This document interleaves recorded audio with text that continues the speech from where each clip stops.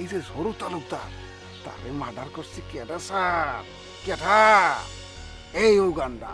Sir হ্যাঁ আপনি sir কোনোভাবেই ওরে ছাড়বেন না, 14 শিকার ভিতরে ওরে ঢুকায় রাখবেন স্যার। ওটা নিয়ে আপনাকে ভাবতে হবে না। জি জি জি। আসি। ও হ্যাঁ, এই শোনো, তোমার নামে কিন্তু অনেক অভিযোগ আছে।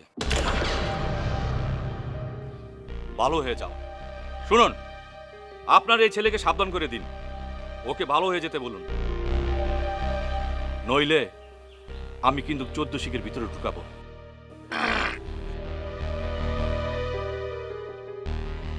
বড় ভাই, আমার তো পুলিশের লক্ষণ ভালো মনে দিছে না, আমার তো টেনশন লাগতেছে।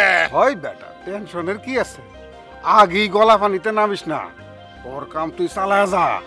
তা না হয় করলাম, কিন্তু আমার কি মনে হয় জানেন, রত্নার ব্যাপারটা ইন্সপেক্টর সাহেব রে আব্বাস চেয়ারম্যান জানাই দিছে। এখন আপনি কি করবেন? আরে রাখ বেটা, বেটা আমি মুসলিম সরকার, আমার একটা পশম ছিঁড়তে পারবো না ওই চেয়ারম্যান সাহেব। ইন্সপেক্টর এই গ্রামের দিকে থাকতে থাকতে যা যা দোকানের ওই কাজ কামগুলি সাইরা ফেল গিয়া।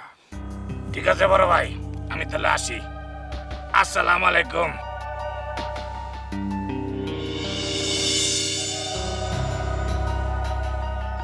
আব্বাস চেয়ারম্যান, আমার এলাকায় পুলিশ পাঠাও, আমার এলাকায় পাখি খাসা ছাইরা আকাশে উড়াল দিব, আকাশে বুকটা ফাইরা ফেলাম, ওই জেলা সাবায়া খামো, সাবায়া মাছের আদার হয়ে যাবে, মাছের আদার।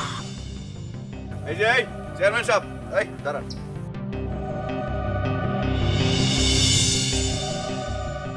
আমাকে জমি ভাগ করে দিবেন কবে? তোরে তো কইছি যে ফ্রি হইলে ভাগ করে দেবো। আপনি কি আমার লাগে মস্করা করতেছেন? মস্করা করতেছি মানে? মস্করাই তো।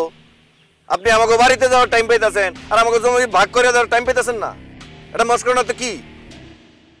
আপনি আমাকে বাড়িতে গিয়া ভাইজানের আমানি না বসলি তো হয়ে জায়গা, কিন্তু বসতেছেন না। এদিকে ভাইজান জমি বেচার লেগে গ্রাহক খুঁজতেছে। এই খবর তোরে কেটে দিল? খবর কি চাপা থাকে নাকি আপনি এইটাই চাইতেছেন যে জমি ভাগ করার আগে অর্ধেক জমি ভাইজান বেচে ফেলাক, তারপর আপনি ভাগাভাগি করবেন? না যাই না শুনে কোনো কথা কবি না।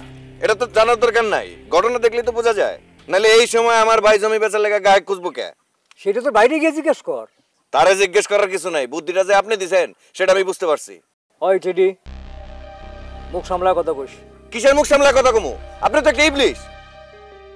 এর লেগে আপনার ঘরে আল্লাহ কোনো সন্তান দেয় নাই, আর দিব না কোনোদিন। আপনারা আমার উপর অবিচার করতেছেন, আল্লাহ আপনাকে উপর গজব ফলাইব।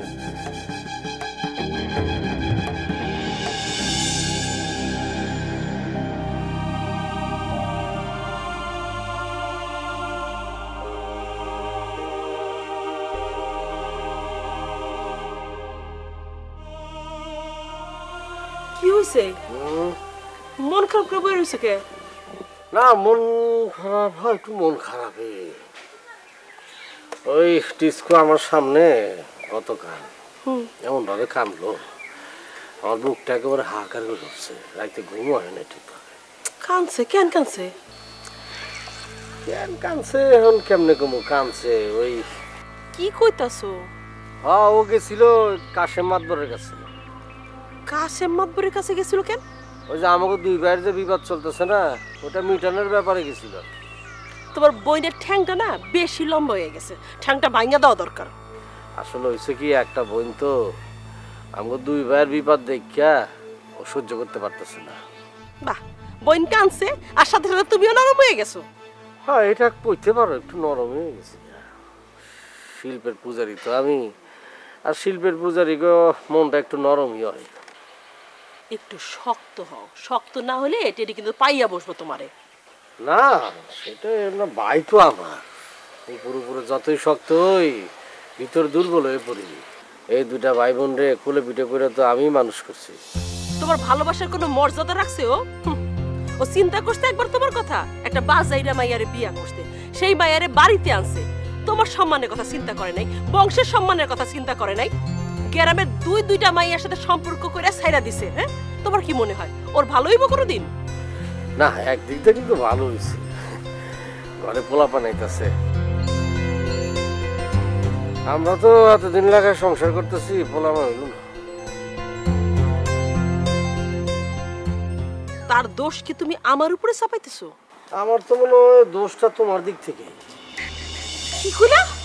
রাগ করো না, হলো এই যে মিয়া ভাই, মানে তোমার ভাই বিয়ে করছে কবে, এখনো কিন্তু বাচ্চা কাচ্চা হয় নাই, বুঝছো? আচ্ছা ঠিক আছে, তাহলে ডাক্তার দেখাই, পরীক্ষা করি, দেখি কার দোষ। হ্যাঁ, না না, এইসবের মধ্যে আমি যেতে চাই না। তাহলে আমার উপর দোষ চাপাইতেছো কেন? বাবারে দোষ চাপাইতেছি না, কথার কথা বললাম। কথার কথা